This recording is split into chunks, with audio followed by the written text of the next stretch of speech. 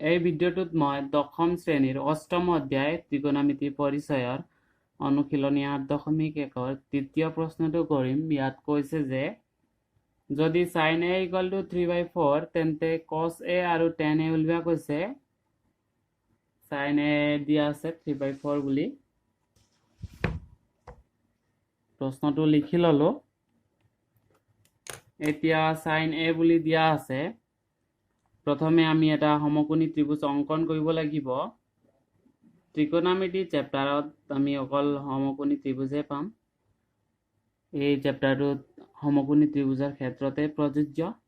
এটা যিটো angle given থাকে আমাক, এংগল এ বুলি দিয়া আছে, সেই এংগলটো আমি ভূমি হিচাপে ল'ব লাগিব। বেছ হিচাপে ভূমি হিচাপে ইয়াত ল'ব লাগিব।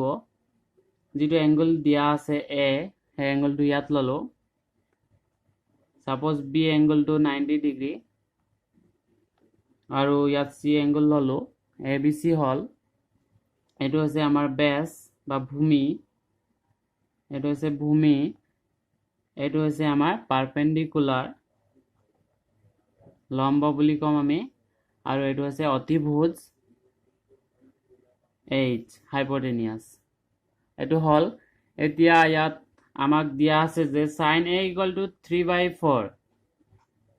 sin a এর ভ্যালু দিয়া আছে গিভেন, আমাক দিয়া আছে যে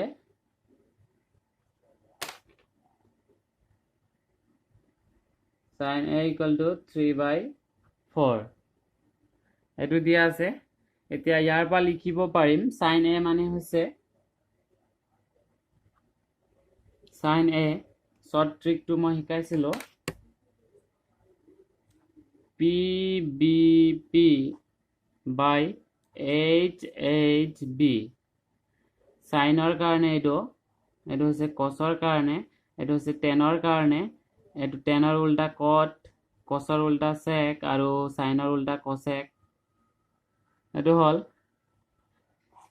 এতিয়া আমাক যেটো দিয়া আছে sin a বুলি দিয়া আছে, a এংগলটো তলত থাকিব লাগিব। তেতিয়া আমি পাম sin a মানে হৈছে p/h, sin a মানে হৈছে p/h = 3/4।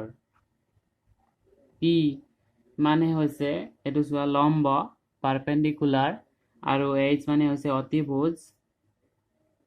এতিয়া আমি গম পাইছিলো sin a মানে হৈছে লম্ব বাই অতিভুজ। লম্ব মানে হৈছে এনেকে দিয়া থাকে a কোণৰ বিপৰীত বাহু বুলি, আৰু এটো হৈছে অতিভুজ।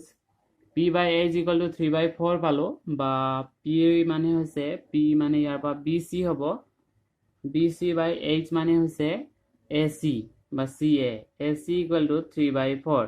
এতিয়া ভ্যালু পালো bc = 3, bc ৰ ওপৰত আছে, bc ভ্যালু 3 হ'ব, আৰু ac = 4। আমি হিচাপে লিখিলে হল bc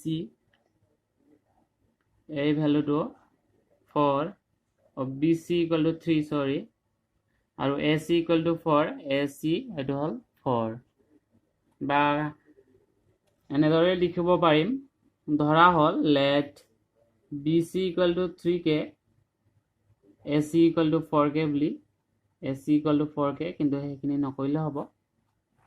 ডাইৰেক্ট bc ৰ ভ্যালু 3, bc ৰ ভ্যালু 3 আৰু ac ৰ ভ্যালু 4 নেকে ললে k এটা ধনাত্মক সংখ্যা হ'ব। k এর ভ্যালু যিকোনো হ'ব পাৰে।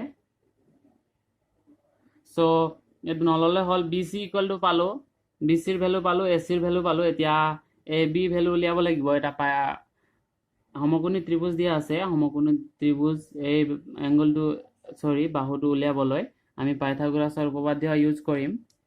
লিখিব পাৰিম পাইথাগোৰাছৰ সূত্ৰ মতে বা সূত্ৰৰ সহায়ত এতেকে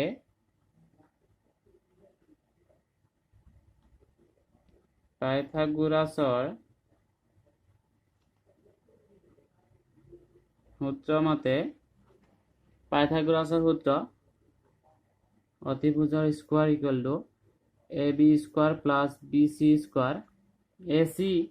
ac আমাক দিয়া আছে 4, 4 স্কয়ার = ab²। ab নাই দিয়া, উলিয়াব লাগিব, as it is লিখিলো। আৰু bc দিয়া আছে আমাক, bc 3 বুলি, সেন্টিমিটাৰ নাই কোৱা, সৰি, 3 স্কয়াৰ। এতিয়া লিখিব পাৰিম 4 স্কয়াৰ মানে হৈছে 4 4 গুণ 16 equal to ab square plus 3 square মানে হৈছে 3 3 গুণ 9 এটো পালো এতিয়া ৰাইট সাইডত দিটো আছে লেফট হলে লৈ আহিম প্লাস আছিলে মাইনাস হল 16 minus 9 এটো হ'ব আমাৰ 7 equal to ab square এতিয়া উল্টাই লিম ab square আগত লিখিলো equal to 7 বুলি এতিয়া ইয়াৰ পৰা পাম ab equal to root over 7 ইয়াত স্কয়াৰ আছিলে স্কয়াৰৰ root হল root দিওতে মই কৈছিলো প্লাস মাইনাস আহিব বুলি কিন্তু ইয়াত অকল পজিটিভ হে লব লাগিব আমি লেংথ কেতিয়াও নেগেটিভ হ'ব নোৱাৰে ইয়াত চোৱা ab মানে হৈছে এটা লেংথ সেইকাৰণে ইয়ে কেতিয়াও নেগেটিভ হ'ব নোৱাৰে পজিটিভ লম ab ইকুৱেল টু পালো 7 √7 এতিয়া এই তিনটা ভ্যালু পালো এতিয়া আমি নিৰ্ণয় কৰিব দিয়াখিনি কৰিব পাৰিম cos a কৈছে আৰু tan a কৈছে ইয়াৰ পৰা cos a ইকুৱেল টু লিখিব পাৰিম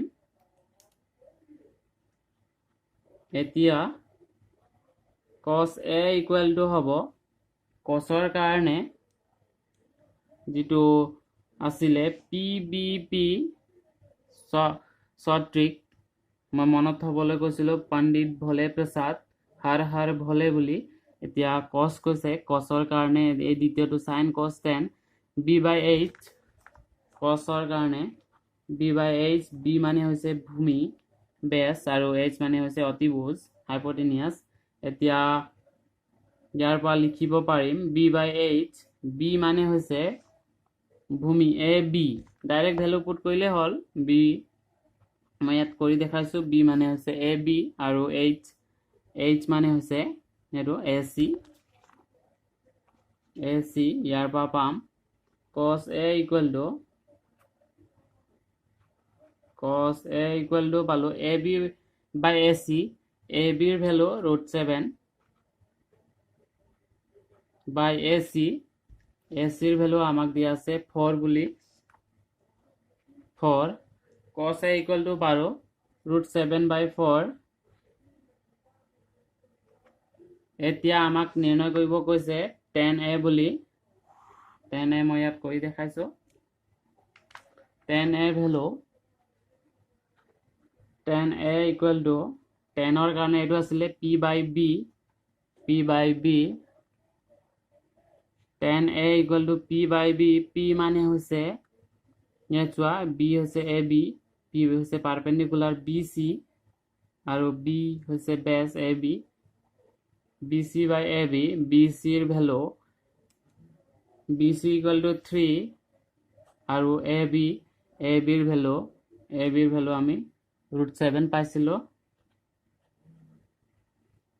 √7 3 by √7 tan a equal to পালো 3 by √7 নিৰ্ণয় কৰিব দিয়াখিনি উলিয়ালো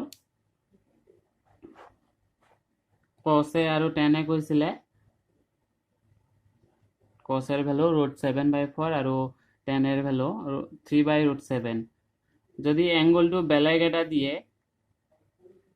c বুলি কয় তেতিয়া হলে c ক আমি ভূমি হিচাপে লব লাগিব ইয়াত লব লাগিব নাইবা আমি এনেদৰে চাব পাৰিম c ভূমি হিচাপে লয় এটো পাৰপেন্ডিকুলাৰ লম্ব হ'ব ই অতিভুজ হৈ থাকিব অতিভুজ চেঞ্জ নহয় আৰু ই ভূমি হ'ব আমাক এংগল a ৰ কাৰণে সুধিছিলে এংগল a দিয়া আছিল সেইকাৰণে আমি ইয়াক ভূমি হিচাপে ললো